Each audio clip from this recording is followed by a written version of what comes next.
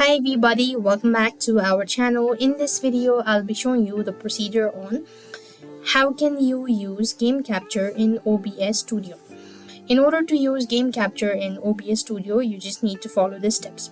So first of all, what you have to do is in your source box, you want to select the plus and choose game capture. It will bring up this sort of window. Then you want to add a new source name after your game, or select one from the list if you have previously added game capture from other scene in the current scene collection as well. Note that it is recommended to only have one game capture source per scene. So once you have the property window open, decide which mode you like, such as full screen will simply capture any full screen game regardless of what the application is.